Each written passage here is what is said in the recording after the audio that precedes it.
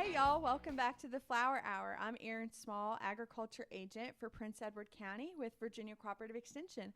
And the Flower Hour podcast is one where we connect growers to stories, education, and conversations that help us thrive both on and off the farm.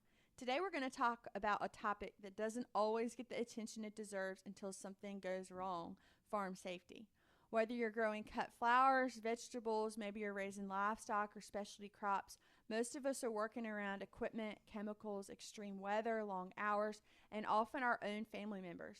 Safety is something we all think about, but sometimes not until we're faced with a really close call. So today's guest is Katie Hammock, known by many as the Dairy Wife. Katie is an emergency room nurse, farm wife, mom, and farm safety advocate who has dedicated her work to helping farm families across Virginia prepare for emergencies before they happen.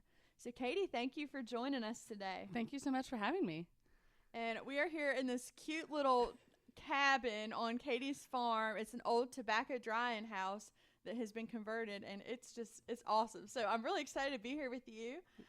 Katie, before we jump into your work as the Dairy Wife, your passion for farm safety, and all the incredible ways you've connected agriculture to healthcare, I want to start where we always begin on the Flower Hour.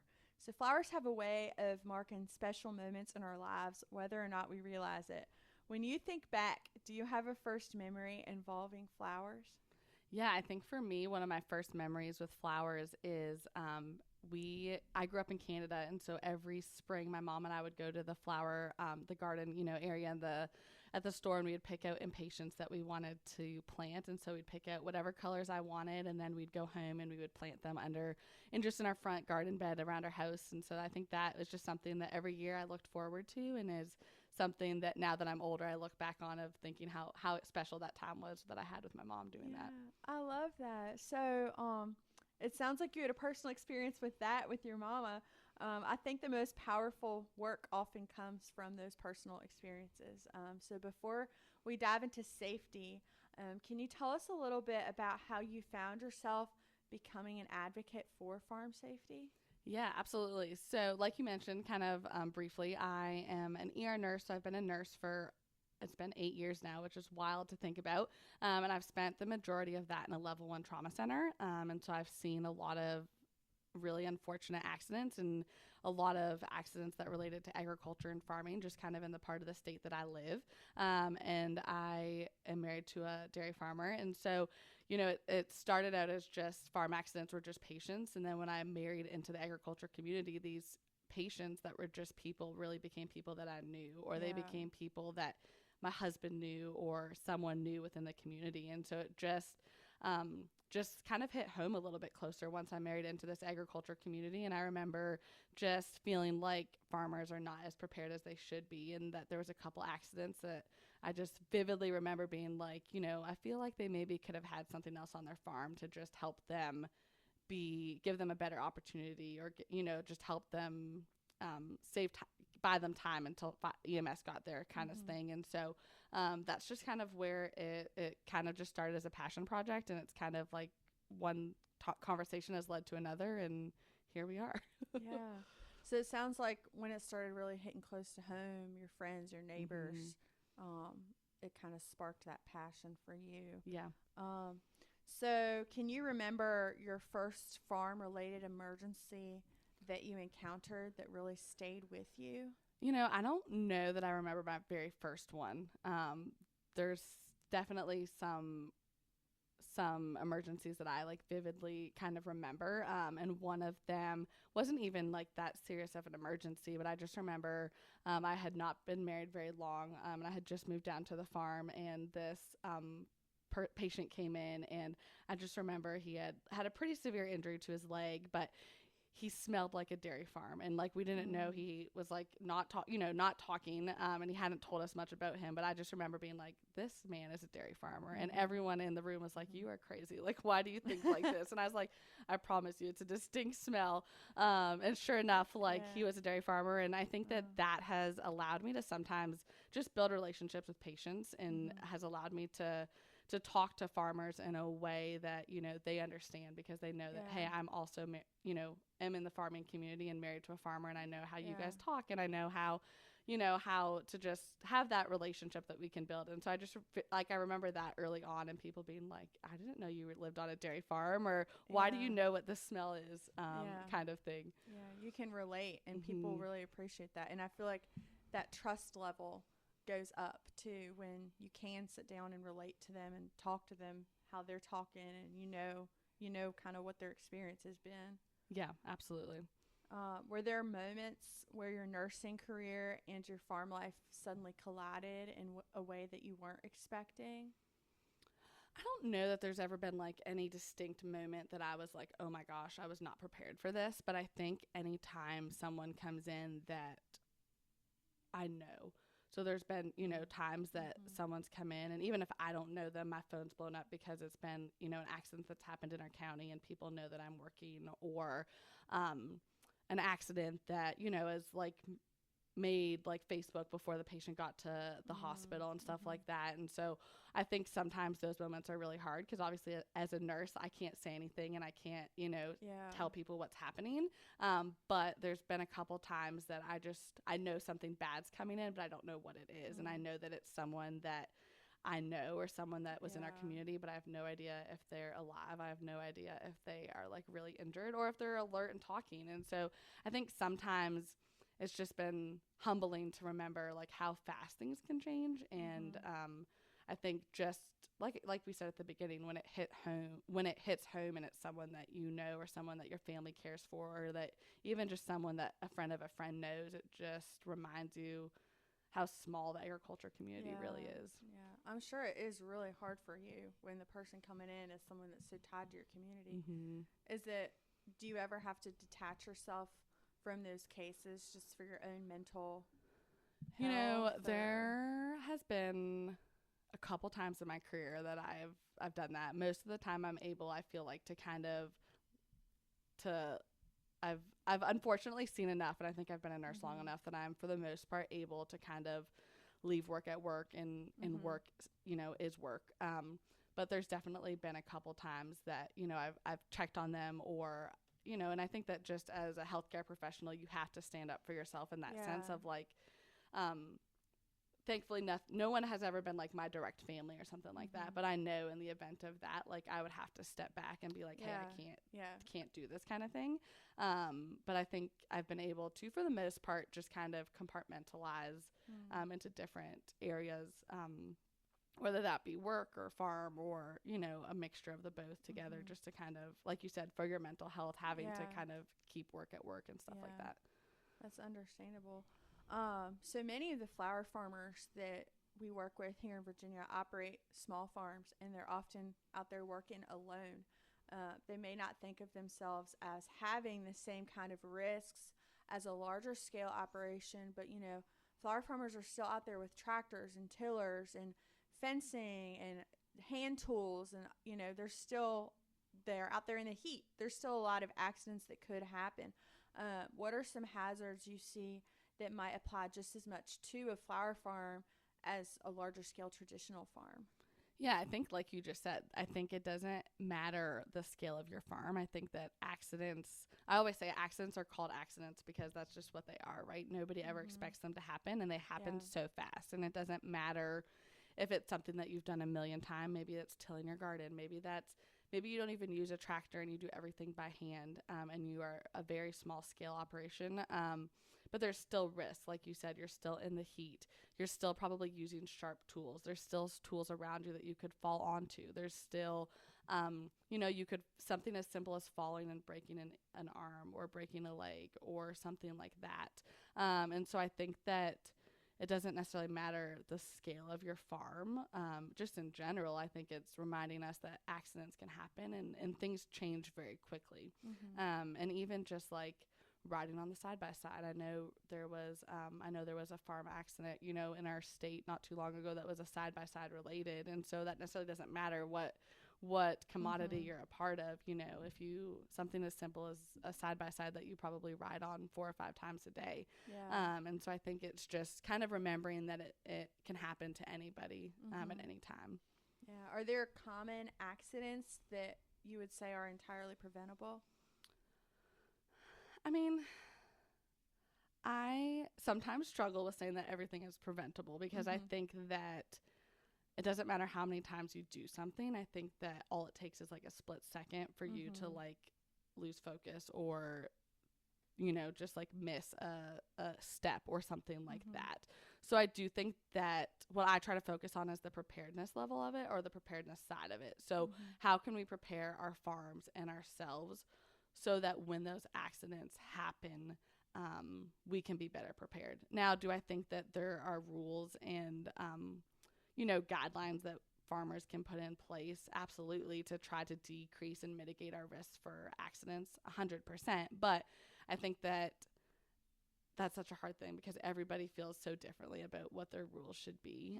And everybody feels so differently about what their comfortable level is. So what I may be comfortable doing, you might not be comfortable doing. And especially, you know, I think about with kids, for example, you know, for us on our farm, we have like a very hard rule that our kids do not play on a lawnmower. We have a ride-on lawnmower, and they don't ride on tractors with bush hogs, lawnmowers, anything like that.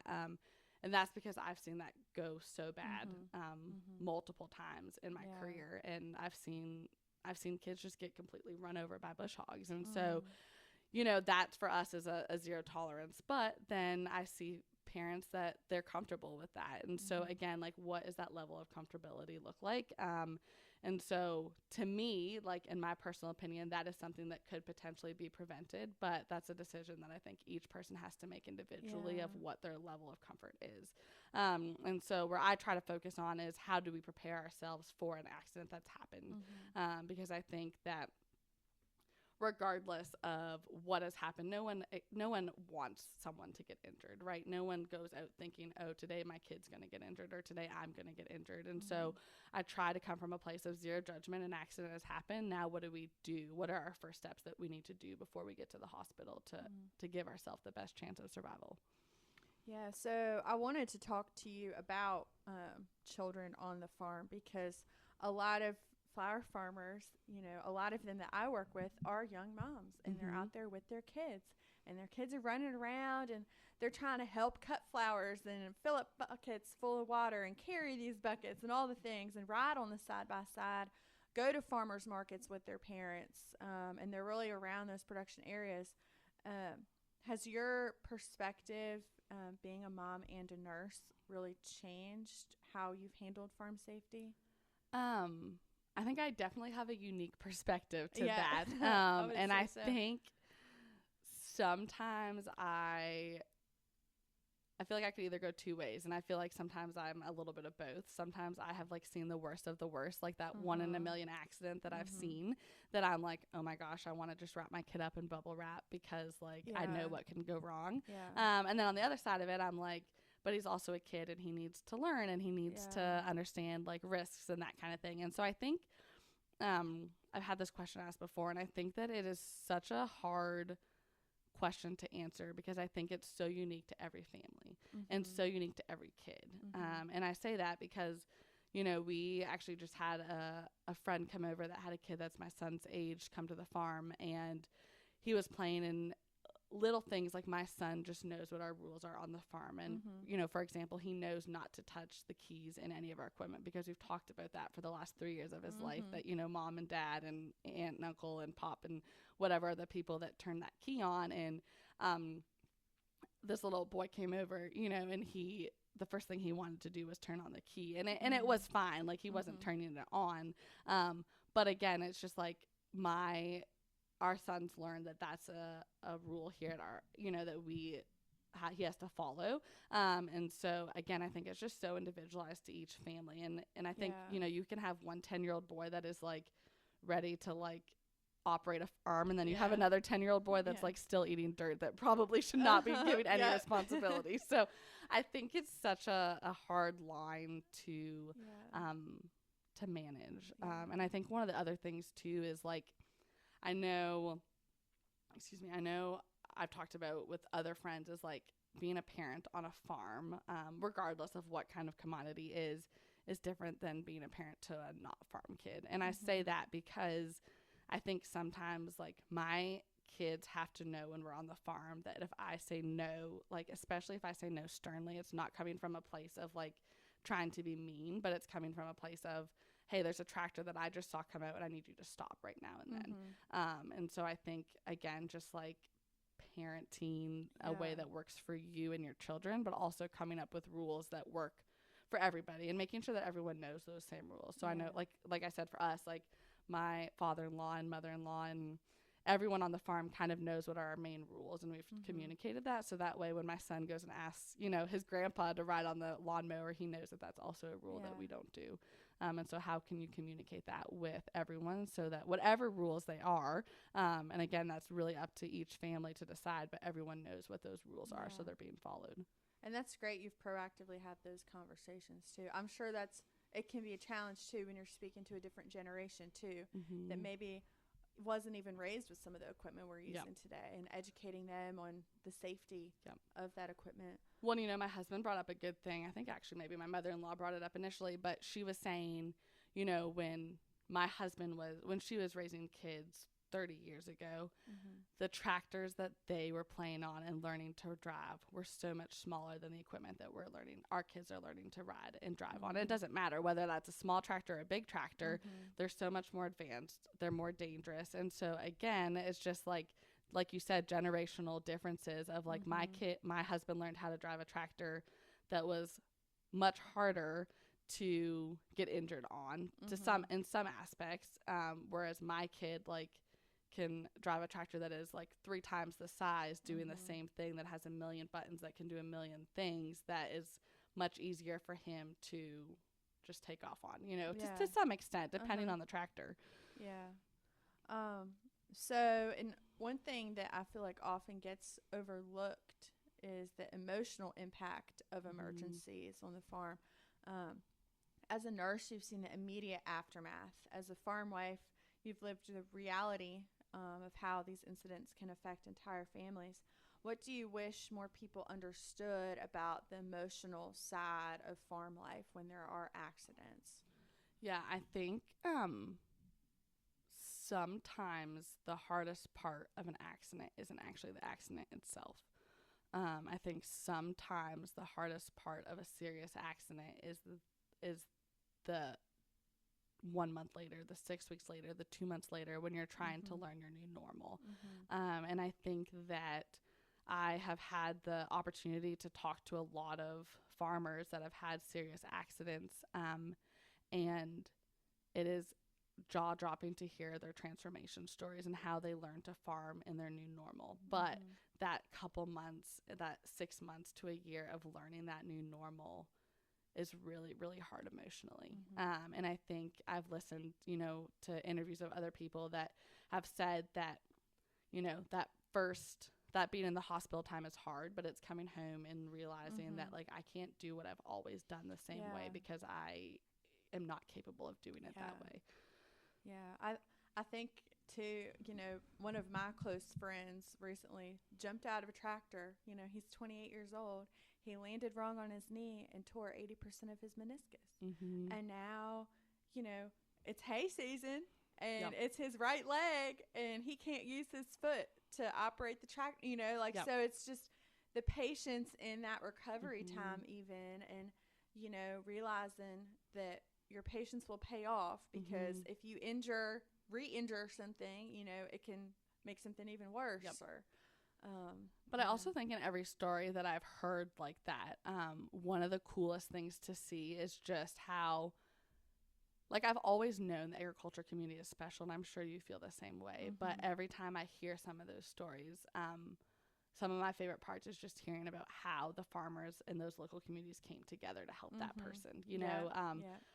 Like, I remember listening to a podcast a while ago of someone way out west that their dad had like gotten a grain bin injury and was out of commission for a long time, and they were in the middle of harvesting, and you know, all of their neighbors came by and essentially helped them finish their harvest so they could get it in. And I have no doubt that like where we live in this part of the state, that like if heaven forbid something happened to a farmer, you know, locally, I feel very confident in the agriculture community in Virginia that it would be the same exact response, which I think is really, really cool to be a part of and to see. And for those of y'all listening, we are in central Southside Virginia, a little bit south of Smith Mountain Lake, and it's beautiful. It's a lot of rolling farmland, a lot of hills. You can see the mountains in the distance, but very rural. Yes. A lot of families connected either by blood, through church, through school. You know, it's a tight-knit community, which I think is really special. So do you have any stories about like a family, whether or not it's your own or an experience that shaped the way you think about preparation? You know, so I also create farm emergency kits. Okay. And so I put those together really because our own farm family. So when we built, I should say the guys mostly, I was very much a supportive role in this, but the guys built a new milking parlor. For those of you that don't know, we dairy farm. And so they built a new milking parlor about almost 3 years ago now. And I remember one of the things my husband said he tasked me with was finding a first aid kit for our new office and new parlor. And I remember looking, and I could either find like a $30 kit from Walmart that had like Band-Aids and alcohol swabs. And I just felt like it didn't have anything that was actually going to save somebody's life. I was like, this is really not helpful. Or it was like a $500 kit that had everything that I was like, no offense to my family, but I'm like, they're not going to know how to use any of this stuff. So I'm like, and I'm like, we're not going to use any of this. It'll expire before we ever use any of it. And so I just created my own. And that was really where this whole thing started, was just me. It was like this little bag that I found on Amazon that I just put everything into, of 10 items that I have seen in real life used. And I felt like would actually just be helpful in the event of an emergency, really just until help arrives, till ambulance arrives, or till you get to a hospital or whatever that situation looks like. And that's kind of where it started. So I feel like that's kind of a family connection for me that kind of led me into the work that I'm doing today. That's great. And you sell those kits too? I do, yes. That's great. I love that. Great side hustle. Yes. So can you go through some of those items you have in the kit and maybe why you decided to put them in? Yeah, I can go through some of the top ones for sure. So first and foremost, I always say the one thing I think anybody, regardless of what commodity you're involved in or how big or small your farm is, that you should have is a tourniquet. So a tourniquet is essentially a piece of equipment that's going to stop uncontrolled hemorrhaging or bleeding. It's used on your limbs, so arms, legs. So it's really good if you like had a chainsaw accident, or you ran your leg over with a tiller, or you got your arm stuck in a PTO, or any of those type of accidents that I've seen. And very much my personal opinion, but in my opinion, I think tourniquets save the most amount of lives for injuries that we can do something about before we get to a hospital. And so I have one of those in there. I have Quick Clot in there, which is essentially this very special type of gauze. And like, to make it simplify, it just has a special, it's infused with clotting factors. So kaolin's a clotting factor. We naturally have it in our body, and this gauze is infused with kaolin. So it essentially is going to help our blood clot faster. And again, something that we've used, I've used several times in the emergency department, but it's really good, A, if you don't have a tourniquet, but B, for like injuries that you can't use a tourniquet. So, maybe you've fallen and you hit your head and you can't get that bleeding to stop, and you can put Quick Clot on it and kind of wrap it up. We used it not that long ago with my husband. He kind of sliced his finger, open changing out hoses in the parlor, and he came home like any farmer with like tissue paper and electrical tape wrapped around it, right? I'm fine, I'll rub a little dirt and in he's it. like, it's fine. And then like 6 hours later, it was like still just like oozing and bleeding, and there like wasn't anything to stitch on it, just like filleted off. So we put Quick Clot on it, and it stopped pretty instantly. So there's that. Then regular gauze, again, that's just if anyone's familiar with like Stop the Bleeding, but if you do stop the bleed, gauze is just kind of there to put pressure on those type of injuries. I have Coban in there, which is basically just vet wrap. And that's a really good thing just to have to wrap around injuries. So if you use Quick Clot or you use gauze or your finger or whatever, you can it just allows you to essentially maintain pressure on that injury, either to get your hands free to do something else or to get, to the hospital. One of the other things that I randomly have in there is a whistle, and I did not initially have that in there until I actually had a patient that fell out of a tractor, randomly had a whistle in their pocket, and that was how they called for help. And so again, that's something that you'd have to be a little bit proactive about, like if, putting it in your pocket when you're in the tractor. But again, you mentioned some of these flower farmers that are potentially by themselves. And, things to think about, like if you fell and got hurt, how are you going to call for help? Yeah. So do you have a way to tell people that you're injured, or that you can't get out, kind of thing? And so those are kind of some of the items in that kit. There's a few more other ones, but those are some of the main ones that I really wanted to have that I just felt like would really help in the event of an emergency and just buy us time until help could get here. And like you said, we're kind of in a rural area, so I know if we ever had to actually have 911 get to us, it would take probably 20-25 minutes. And so the reality is that if there was a true hemorrhagic or uncontrolled bleeding situation, it takes less than 5 minutes to bleed out and succumb to your injuries. Wow. So we need to be prepared for those types of situations. That time is crucial. So with a tourniquet, I know some people, might be apprehensive. How tight do you make it? How much time does a tourniquet actually buy you? Do you have anything to share on that? Yeah, I mean, I think hands down tourniquets save lives. I've seen it literally too many times to count in my career. And I think that, like I said, I think if you have nothing else on your farm for first aid emergency wise, a tourniquet is the one item to keep around. They're relatively cheap, they're cost effective, and like I said, they do save lives. But essentially a tourniquet, you want it tight. So obviously if the goal is to stop the bleeding, that's exactly what should happen. So when you place a tourniquet, it goes about 2 to 4 inches is kind of what they say above the injury. And you just tighten it until the bleeding stops. So the times that I've seen it, the bleeding should truly stop. But if you think about it, like say you put it on your arm and your arm was still attached, your hand was still there, and you just had a really, really bad cut or, laceration or something, your arm's going to turn almost like that ashy gray color, and it's going to look like it's dead. But when you think about it, it is, because there's no blood flow. So there's no oxygen going to that limb. And that's how you know that it's on properly. So literally the bleeding should stop. And if it doesn't stop, then you probably just need to tighten it until it does stop. There's only been like a couple times in my career that, I've seen that they've put 2 tourniquets on because it was bleeding so uncontrollably. But for the most part, one tourniquet, if used properly, will stop the bleeding. You just have to tighten it really, really tight.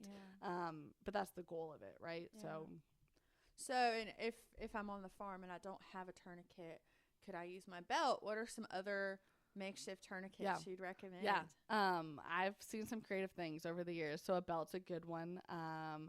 Anything really to try and cut off the circulation to that arm. So to stop the bleeding, stop that blood flow to that limb, I guess, arm or leg. But I've seen tourniquets, I've seen ratchet straps used, and I have seen like it was actually from a local volunteer agency here, and I remember our doctors were like praising them because it was such a like unique idea. But they had 2 sticks and they had tied like cloth around them, and they essentially tightened the sticks in opposite directions until it stopped the bleeding. Clever. And I was like really proud of that. I was like, oh, those are my people. But anything, like I said, to just stop that bleeding. So belts, ratchet straps, whatever you can find that would hopefully decrease that bleeding.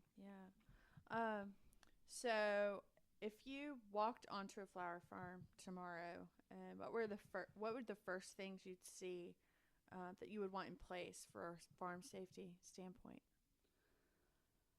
Ooh, this is a good question. I think first and foremost, like we talked about, a tourniquet. I think having some type of first aid emergency kit, but I think the key is to making it accessible, right? A tourniquet doesn't do any good if it is in your car that's 2 miles away. And so how do you make that accessible? And so does that look like you put a farm emergency kit in each of your tractors that you have? Or does that maybe you have like a little shop at your flower garden, and that's where that farm emergency kit should be? And I think that's the first item to have to prepare, is just have something that in the event of an emergency, you have something that will save your life or buy you time until EMS arrives. And I think some of the other things are, making sure people know where you are. And not to be annoying, but like, hey, what time do you think you're going to be home? And I do this to my husband sometimes. I'm like, what time should I get worried that you're not back yet? Because I've seen it time and time again. Someone falls out of a tractor, they break their hip, and they're on the ground till they don't come in for dinner that night. And so, what time should I be worried if you don't come in? Or just those little conversations, I think, are some of the conversations that go, a long ways in the event of emergency preparedness. Absolutely. So you've kind of talked about what some of those things in a farm kit should look like. As we're approaching summertime, how would you recommend we prepare for the summer heat? I know, not to knock farmers, but I know farmers in general don't always drink as much water as they should. We do not. And so I think trying to prepare our bodies. So, how can we stay hydrated? How can we have electrolytes? How can we make sure that we are keeping our bodies as healthy as we can for the summer heat? And then I think also just recognizing the symptoms and of when you've done too much, right? So are you almost to heat stroke level? Are you nauseous? Are you vomiting? Do you have the chills? Are you dizzy? All of those symptoms that, maybe show that you've done too much or you have worked too hard. And I think, again, farmers are not always the best at stopping when they don't feel good, right? They're going to go until they can't go anymore, which is it is a wonderful thing that farmers have, the ability to work hard until they can't work anymore. But I think just recognizing symptoms in yourself and trying to stay cool. Maybe that's taking breaks. Maybe that's trying to, work in your garden when it's early before it gets really hot and then later in the evenings. Or maybe that's having like a sprinkler on that can cool you off or things like that. Because we do see it often, this time of year, especially as we get into the hotter seasons of heat injuries. And those are also not good. So you mentioned the nausea. What are some of those other symptoms of heat stroke versus heat stress? Yeah, so I think anytime, if you are feeling like you're going to, pass out or you're feeling like you have just worked too hard, I think that's always a good time to just take a step back, have something to drink, cool off. But, if you are nauseous and starting to throw up, if you are passing out, if you're seeing double vision, if you're having vision changes, if you're like profusely sweating, having chest pain, any of those things are obviously, more concerning symptoms that you definitely need to stop and probably go get evaluated depending on the situation. Yeah, so many of us know, I think, what we should do, but like you said, it's easy to cut corners when we're busy, when we're trying to get a job done, daylight's burning. How do we make safety a part of the culture on the farm rather than just another task on a checklist?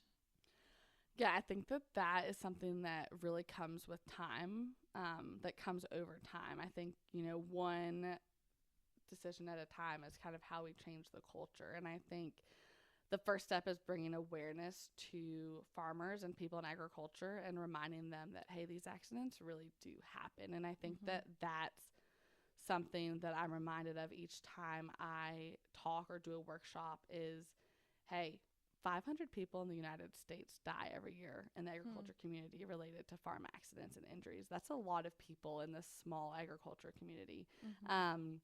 And I think sometimes it takes me sharing stories of real life stories that have happened to remind people that, like, hey, this actually can happen. And I'm always amazed at the other stories that people share with me. I've never once, been to a workshop where someone's not shared a story with me. And so I think it's just a good reminder how prevalent farm accidents and agriculture related accidents really are. Yeah. So the work you do is deeply personal. You're not just teaching safety, you're helping people protect the life and the people that they love, that they've built. So what motivates you to continue doing what you're doing? I think for me, it's just kind of bridging my two passions. I love emergency medicine. I love trauma side of things, but I also have a deep passion for agriculture, and I love the people in agriculture and the community. And so kind of bridging that together to just help protect the hands that feed us and keep our farmers safe. And I think it's just, the more I'm involved in the agriculture community, the more I realize how special this community is. And so I think, trying to protect this community that I'm fortunate enough to be a small part of. Yeah, I love that. So if you could sit down with every farmer or every person listening today and tell them one thing, not as a nurse, not as an educator, but as somebody who does love agriculture and family, what would you want to say to them? Oh, really broad question for you. I know. I think it would be to cherish the time and just realize how fortunate we are to live this lifestyle, because I think I'm reminded often of people that I work with that don't live in agriculture, don't live on a farm, of how neat it is and how cool it is that I get to live on a farm, and how fun it is that my kids get to have the opportunities that they do because we live on a farm. And even something as simple as like my kid playing in like a tractor, that's turned off, of like, I've like get so many comments of like, wow, I can't believe that's just like their reality. And sometimes like I think I know I take it for granted. And so I think just realizing that like this is such a special way to raise our kids and to live, and so just to cherish the moment. Stop and smell the roses. Yes. Right? So a few quick lightning round questions for you before we wrap up. Are you ready? I guess so. As ready as I'm gonna be. Okay. So do you have coffee after chores or before chores? Before, always. Before. And I'm sure there's a lot of them here on the farm. What is the most underrated piece of safety equipment? A tourniquet. Tourniquet. One farm task that makes you the most nervous? Ooh.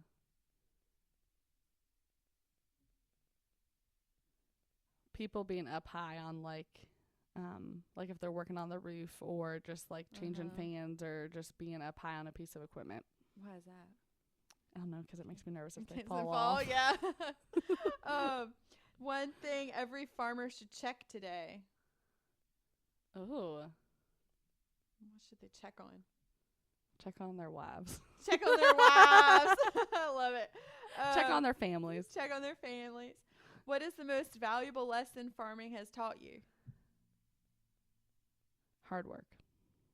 One word that describes farm families. Resilient. I love it. Well, Katie, thank you for sharing not only your expertise, but also your heart. I think today's conversation is a reminder that safety isn't about fear. It's about making sure to keep doing the work we love with the people we love, and preparing ourselves for anything that could happen. So to our flower farmers listening, I hope this conversation encouraged you to take a fresh look at your own operation and have some important conversations with your family, with your farm team.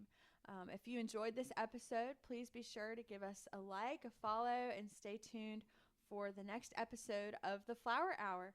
Katie, thank you so much for being here today. Thanks so much for having me. This was fun.